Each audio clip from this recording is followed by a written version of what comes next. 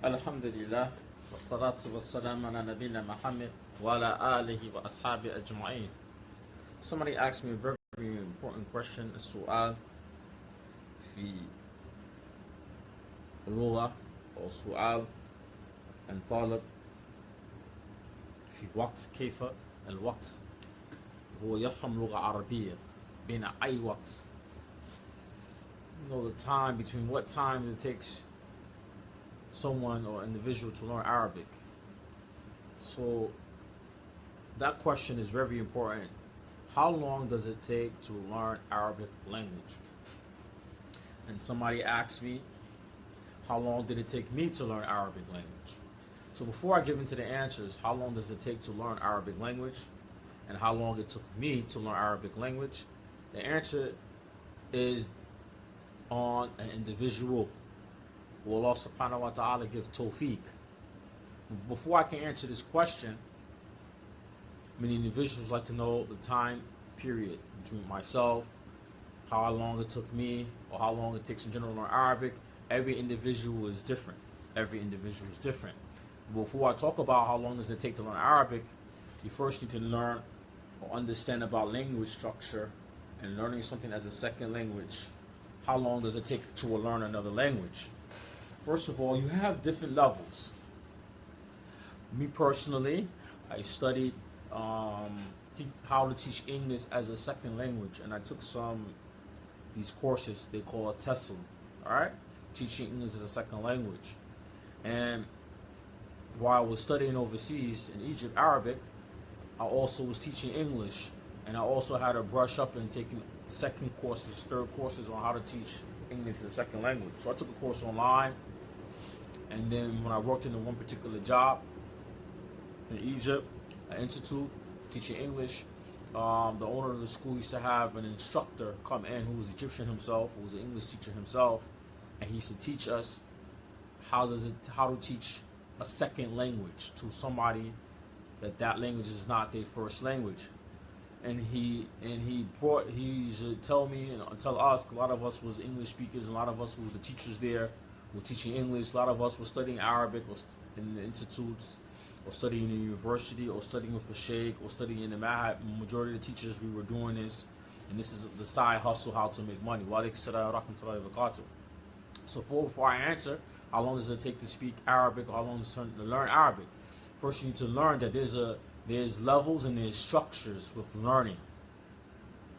You have a beginners, intermediate, and advanced. So you have 3 levels. Within these 3 levels, beginners, intermediate, and advanced, each level has maybe 2 to 3 levels. So you have a lower beginner. That's a person who comes in learning the language. He doesn't know nothing. Doesn't know the alphabets. He doesn't know anything.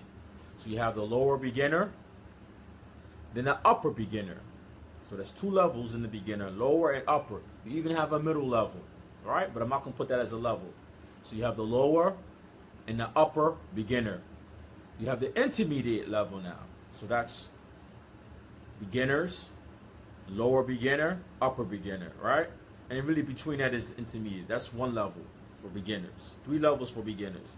You have intermediate level. Intermediate level is lower intermediate and upper intermediate, right? So that's another 3, 6. Then you have advanced. You have lower advanced and the upper advanced, right? Then we have something called fluency and accuracy. Some people say, are you fluent in Arabic? Or are you fluent in this other language? Then you have to understand there's a level after fluency. There's a level after fluency. All right? Fluency is understanding language to a certain level of a native speaker. But accuracy is, yes, you understand that language in and out as the native speaker understand and use the language in and out. So those are the different levels.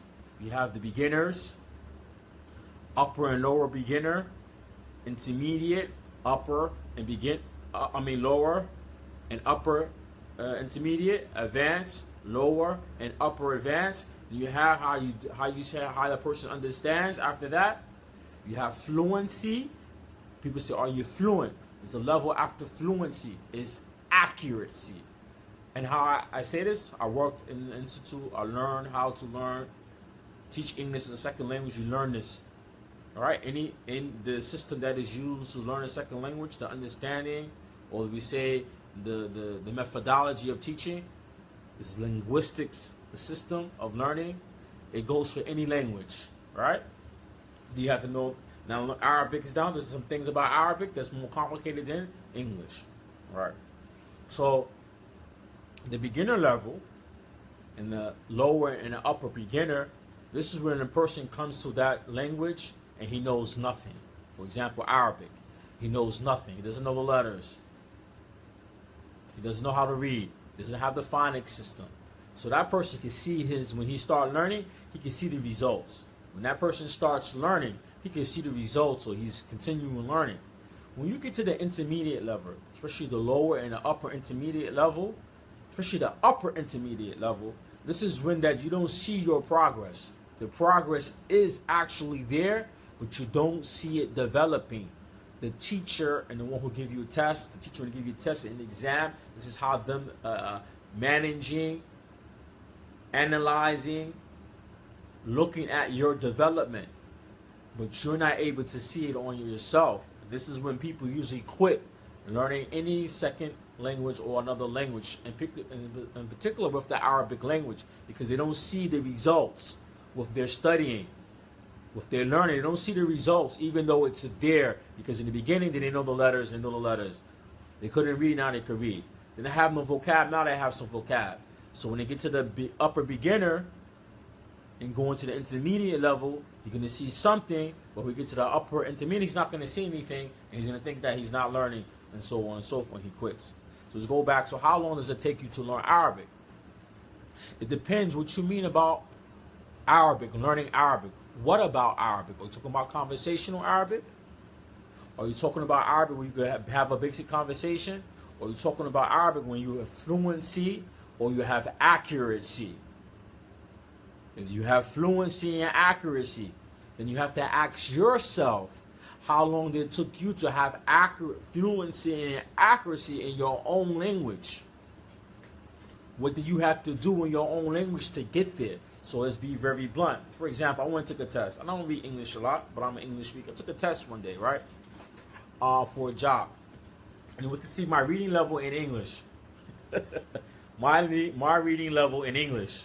You know, so I went there. I have a little bit of college. I finished high school or GED. I have some college. So I went to take the test. I was at least close to 10th to 11th grade level English reading. 10th to 11th grade reading level, right? So I said to myself, okay, that's average. That's probably the average person. A person who graduates from college, maybe his reading level is going to be higher than that. Many students, when they finish high school and they go into college, many times their English reading, English language is not even at high school level. And this is why when they enter college in America, they have to take these remedial courses all over again to get them up to college standard, right? So that's English language. And that's what I'm talking about with the English language. I'm not talking about with academics related to mathematics and sciences. In science, I'm talking about English language, all right?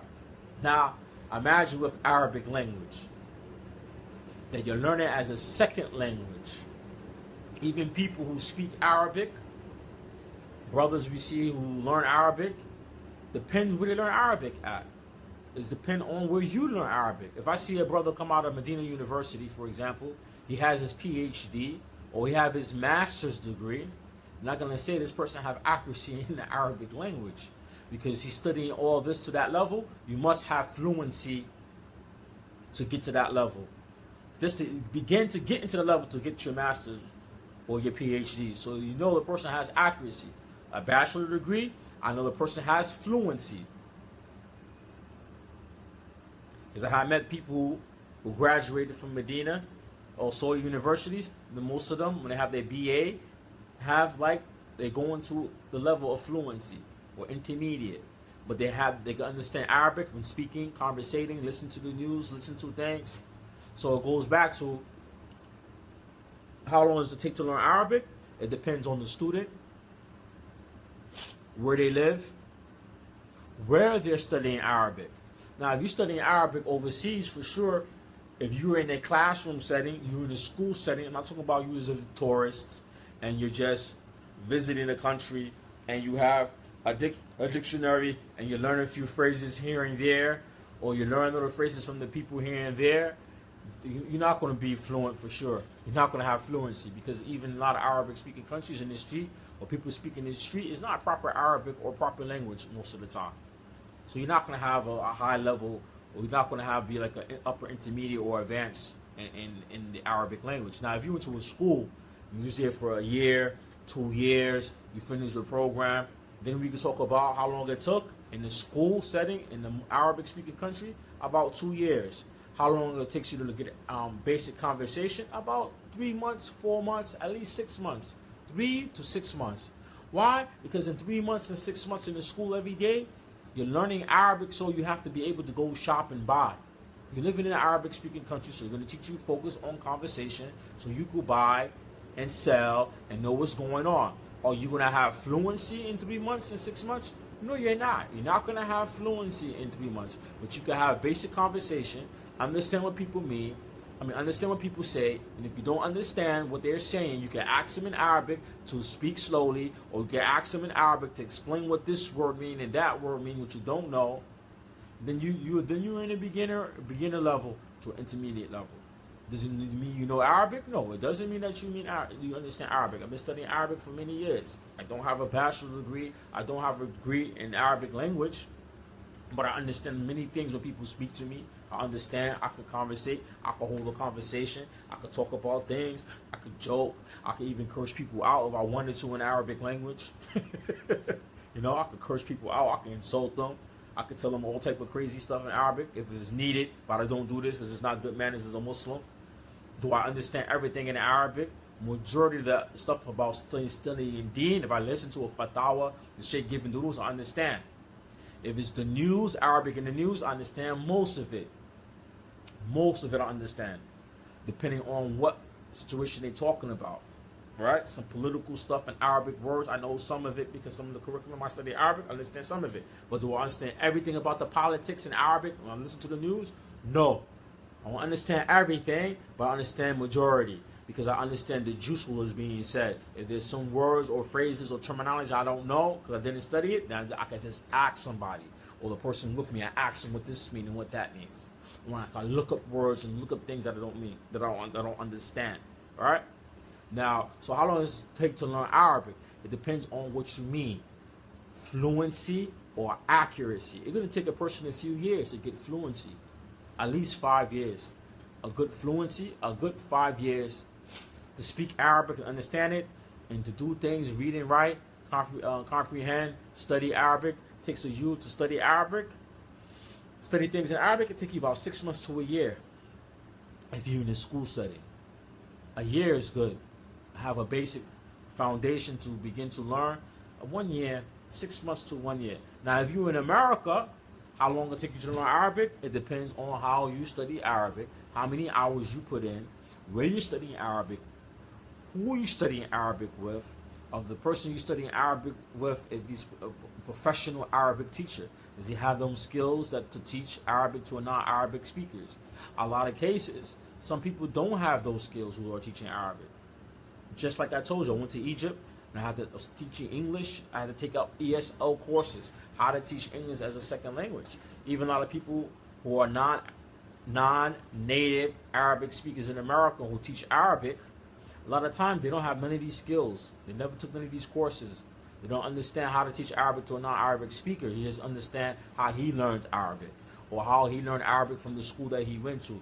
And if he's implying some of the principles for teaching somebody a second language, if he understands the principles that he learned, that the methodology that he was taught from these principles, and he could act them out, mimic them when he's teaching his students here in America, then you definitely will learn Arabic from him, right, or her. So how long does it take in America to learn Arabic? It might take you for a long time. I have companions, I met brothers who start learning Arabic in America, and it depends. It really depends. You know, conversational Arabic, understanding a lot of things and news and durus, it might take that person a long time because you have to study also subjects. Like I mentioned in my last video, you have to understand subject matters in Arabic. You want to study Deen, understand durus and Deen, have a conversation about zakat, have a conversation about fiqh, have a conversation about aqidah. You have to study those subjects in Arabic with somebody, and do a lot of reading. So let's talk about how do you get there. If you're studying Arabic in America, how do you get there? How you get to that level where you have comprehension? Then you must be taking the class. You must be doing a lot of reading on your own. You must read every day. You must read something in Arabic every single day. Whether you're with a teacher or you're not with a teacher. You must read every day. That's how I started my website. I started my website, IslamFinance.com, when I came back from Egypt. I didn't want to lose my Arabic language, because when you come back from the Arabic-speaking country and you come back to America, you start losing some of your vocab. You start losing some of your conversational skills, especially if you're not speaking and using Arabic every day. Your skill levels start going down a little bit and a little bit and a little bit. Depends on how much you're teaching, how much you're using the language every day. So when I came back from when I came back from Egypt, I said, let me keep my Arabic up, because I didn't have my wife with me at the time, who's a native speaker. I was by myself, so I didn't want to lose my vocab. I didn't want to lose the language, so I just started doing a lot of translation, so I could keep up things, words, and vocabulary in my mind that I'm not using every day, or not speaking with somebody every day. Which scholars you would recommend to begin for listening skills? Okay, listening skills, I would say listen to conversational Arabic. Get books like Arabiya Bayna Yadayk, Kitabu Sasi. Kitabu Sasi, the first book, has audios to it. Listen to conversational Arabic. Listen to conversational Arabic. Listen to conversational Arabic on audios, dialogues. Listen to that first. Some brothers do give out lectures from the sheikh. And when I was learning Arabic in America, the brother who used to teach me Arabic used to do that. But I used to observe. Later on, when I came back from Egypt, I used to observe some of his students who used to do this too, and I used to listen to the CD they would listen to. For sure, the language was over their head. The topics that the sheikh was talking about was way over their head, because they didn't even understand the subject that the sheikh was talking about. They never studied that subject in Arabic. They never studied that in religion themselves in English, that subject. They never studied it. So when the sheikh is throwing a lot of high vocabulary at them, they don't know what the heck the sheikh is talking about. They don't know what the sheikh is talking about. They might get some phrases, some ta'bir, some phrases, shubru jumla or jumla. They might get a sentence or a phrase from the sentence. They might understand that, but the whole all of the lecture, they don't understand. They don't have a clue to what it is, what the sheikh is talking about. So if you wanna get listening skills, I would advise first listen to conversational Arabic, like Arabiya Bayna Yadayk. They have a lot of audios now. There's a website called Noor Arts. And I noticed they sell books for Islamic schools in America. And they have curriculum, Islamic curriculum for Islamic schools and Arabic curriculum for the Arabic part of the schools. They have a lot of books that have audios for learning Arabic, which has the conversational Arabic between the teacher and the student. You need the conversational Arabic. أنا أمشي إلى المسجد أنا أستيقظ بارها مبكرا ثم أودع ثم أمشي إلى المسجد وأصلي ركعتين قبل أجلس. Something very simple. ثم أرى أبي هو يقول لي السلام عليكم أو هو يقول لي صباح خيرا هو يقول لي صباح خيرا. He said to me, good morning. Something basic conversation. ومشيت في سوق وقال وأنا أقول لشخص مرحبا بكم. Something simple like this, simple Arabic that you could use, you could understand, and you could use this Arabic. All right. Now, when it comes to when I listen to a sheikh in Arabic, which I do listen to a sheikh in audio in Arabic. I like to listen to Sheikh Saleh Al-Fawzan, Hafidhullah, because Sheikh Saleh Al-Fawzan, Hafidhullah, he's very easy to understand him. His vocabs are up here, and he keeps it low, and he throws the high. He throws to keep it low, and he throws the high. I listen to Sheikh Salih Uthaymeen. I like most Sheikh Fawzan, me personally. But somebody wants to know who to listen to in Arabic, then I would say a name, Sheikh Ubaidul Jabri, Hafidhullah. His Arabic is very simple. But you don't see a lot of his works and audios. It's hard to find it sometimes, right? Very easy to understand him. Sheikh, there's another Sheikh. Sheikh Sulaiman al-Rihali, or Rahili, Hafidhullah. Man, when I came back from Egypt, he had a durus on Usul al-Thalatha. His Fusha is very good. He speaks with balagha. He has high eloquence when he speaks. It's like poetry when he's talking, when he's giving durus. Sound like poetry. His Arabic is very well. I used to listen to him for a long time when I used to go to work. I used to play some of his durus for Usul al-Thalatha, explanation of Usul al-Thalatha. His language skills is very good. His articulation, how he speaks is very well, very eloquent, right? Listen to him. Some brothers like Sheikh bin Baz, but Sheikh bin Baz is not easy to listen to somebody who's not strong in Arabic, because the Sheikh has some accent when he speaks. He has that Bedouin accent. So sometimes it might sound like he's chewing up certain words, so you might not understand him too well, all right? That's for brothers who know a little bit more Arabic. When the Sheikh says certain words, he has a dialect, they can figure out what he's saying, right? That's not for somebody's beginning with listening skills, right? So listen to a Sheikh like, some brothers like Sheikh Salih Uthaymeen. When I used to start out with Arabic, I didn't listen. Sometimes Sheikh Uthaymeen was like, well, I could hear him well, sometimes I couldn't. But when I came back from Egypt, I liked Sheikh Sulaiman Rihali and Sheikh Salih Fawzan, and their works is easy. Sheikh Salih Fawzan, his works is everywhere to be found. All his audios on his website. All his books you can find on his website. His books are popular. You can buy them in the you can buy them in Arabic stores here in America. You can buy his books. Likewise, Sheikh Salih Uthaymeen, his website is flooded with all his audios and his books, and you can buy his books anywhere in America, and that sells Arabic books. You could get his stuff. All right. So these are two scholars I recommend the listening skills, and Sheikh Muqbil also. Sheikh Muqbil rahimahullah, when he speaks Arabic, it sounds like he speaks in a particular rhythm, because Arabic rhymes. Arabic, when you speak in Arabic, it rhymes. My wife is Egyptian, for example, and she's Egyptian, have their own dialect, but she understands Fusha, she speaks Fusha. But when I go to somebody Moroccan, I like how Moroccans speak Fusha, Moroccan. She would say, when people from Jazair and Maghreb speak Arabic, the Fusha, it sounds awkward to them. I said, when I hear them speak Fusha, people from Jazair, Maghreb, or this whole area is called Al-Maghreb, this whole area, Morocco, Jazair, Tunis, is all considered to be part of Al-Maghreb, all right? When they speak Arabic, this is Fusha, it sounds like rhyming, it's rhymes, so I can understand them.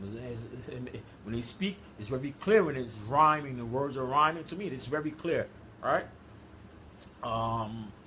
But those are the mashaykh that somebody want to listen to. And there's more sheikhs. There's a lot of other sheikhs, especially the sheikhs from Saudi. It's very easy to listen to. Sheikh Raslan. Sheikh Raslan is not easy to listen to for beginners. It's not easy. When I first used to hear Sheikh Raslan, it took me some time to catch what he was saying, because he throws a lot of high vocabulary words. So he's not for somebody who's at the beginning who's learning Arabic. He's not going to catch too much what the sheikh is saying, because he throw a lot of high words at people. Even the Egyptian people don't understand him. There's a durus where he says, somebody asked him, I think it's on YouTube, somebody asked the sheikh, Egyptian asked the sheikh, can he take the language, bring the language down a little bit? He doesn't understand. And the sheikh was going off and saying, how you guys speak 2 or 3 or 4 language, 5 language, you know, all these language, and you don't understand the Arabic language, you know. So I recommend that you listen to like Sheikh Salih Fawzan, Sheikh Salih Al-Uthaymeen, Sheikh Ubaidul Jabri, Hafidhullah. I could tell by Sheikh Ubaidul Jabri, maybe when he's giving his durus, that he might have a lot of students that are not native Arabic speakers. So this is why maybe the language skills, he keep it at a very basic. And his books are easy to understand, but they don't sell. You can't find here in America a lot of the Sheikh's book, Sheikh Ubaidul Jabri. But Sheikh Salih Fawzan, Hafidhullah, his works are everywhere. Sheikh Muqsin Nabad is easy to understand. You can find his works. Most of the Saudi Mashaykh is very easy to understand. And most of every Saudi Mashaykh you can find their works. But for listening skills, I will always advise the student for listening skills, get the hiwar, get those dialogues. When I was in Egypt, Egypt has a radio station. It's a Quranic radio station. And there's another one. Listen to Quran. Listen to the Quran. You know? Listen to the Quran. That's very good.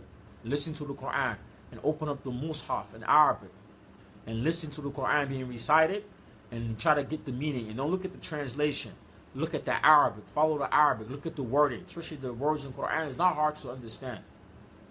Pick up a tafsir of Quran that have the tashkil in it, that have the vowels in it. Especially a tafsir that explain word to word. They have this online.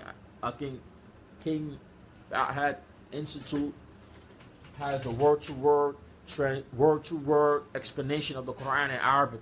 Sometimes I read and follow this because they keep the language very simple.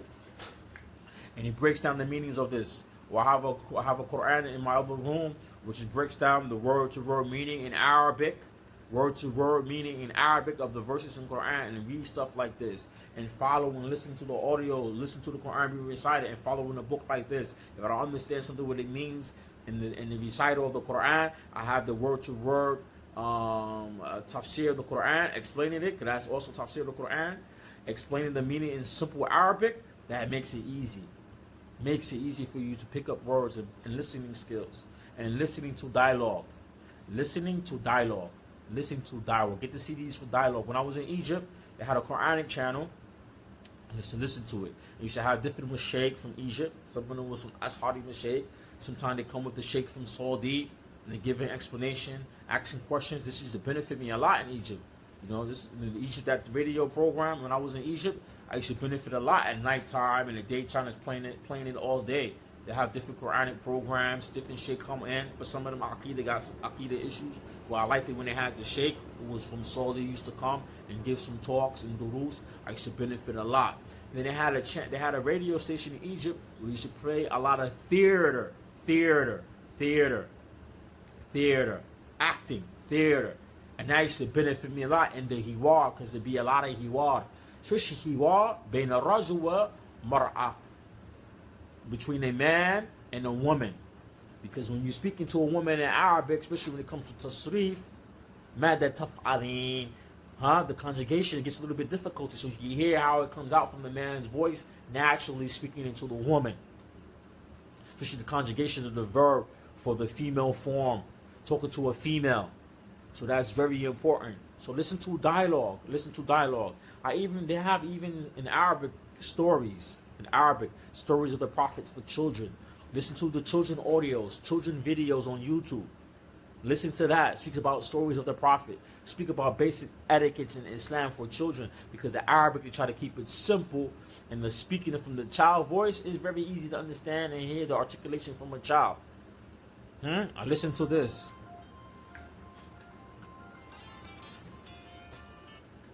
And that's how you develop your listening skills in Arabic. And you keep it to your level. As your level grow, then what you listen to gets more higher up. Like I listen to durus. I don't listen to a lot of hiwar no more. I listen to just plain durus. I might play some hiwar in Arabic just for my kids. You can hear some of the fusha. They can hear some of the basic conversation, because one of my kids was born in Egypt and I don't want him to lose his Arabic and stuff. So I play some of it sometimes so he can hear, and I ask him, you know what they mean? You understand what this means? You understand what that means? Just to make sure that he keeps up with the Arabic, because he's learning English every day in school.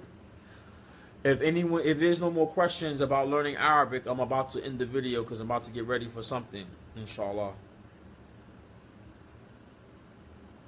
From the brother Ahlul Akhtar.